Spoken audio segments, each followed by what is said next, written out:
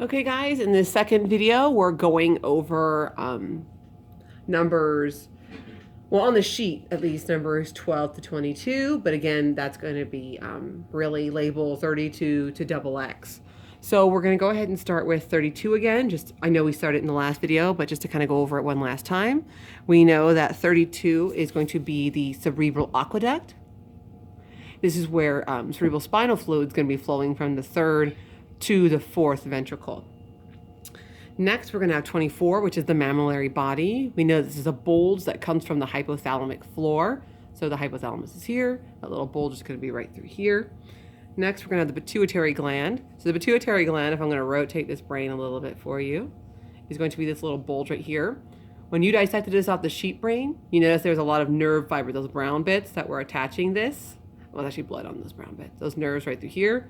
This is going to be the pituitary gland. It normally sits a little further up on the real human brain when it's sitting inside your skull. Next, so you're going to see either Y or 33. We're going to go ahead and rotate the brain. And Y in 33, it's going to be right through here. This little bit right through there. And again, you're going to have one on both halves of the brain. So make sure you note that, okay? And that's right by this nerve 3.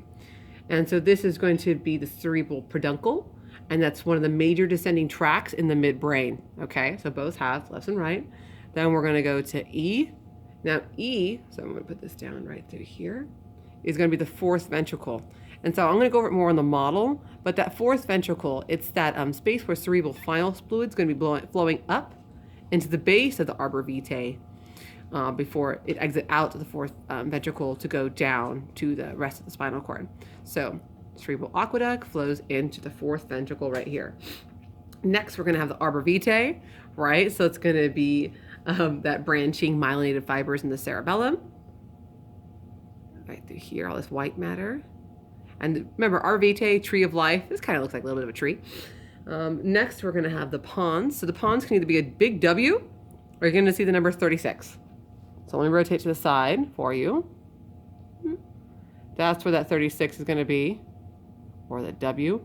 On the sheep brain, this is that little baby bulge that was kind of sticking out. And we know the pons is responsible for the ascending and descending tracts and the reflexive centers of the brain. So right through this nice big bulge right there.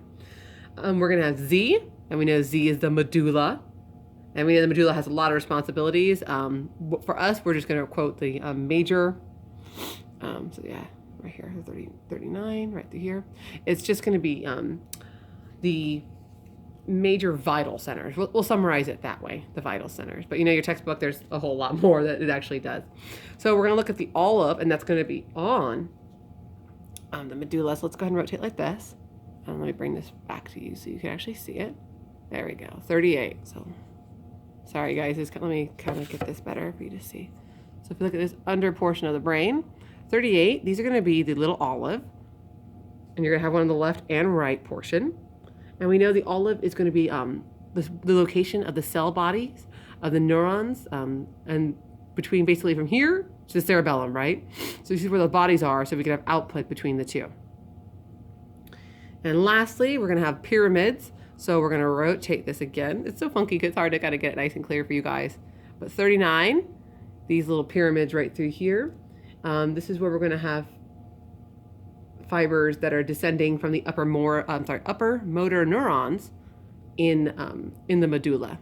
Okay, so the medulla, we just said that was right here. Number Z. And so if you rotate it to the side, this is where that pyramid of the medulla. Let me go ahead and get that to actually zoom in a little better for you guys. Yeah, so this pyramid right through here, and then the medulla itself. So this is where we're going to have those tracks for those upper motor neurons. And lastly, a last major structure for us to go over is going to be the longitudinal fissure. So the longitudinal fissure, we represented it as this X region. But basically, if I put the two brain halves together, which we've seen a dozen times in class, that longitudinal fissure is this gap that forms between the actual brain halves. And if we cut the brain sagittally like this is the longitudinal fissure, pardon me, this is the longitudinal fissure without the second brain half sitting directly on it.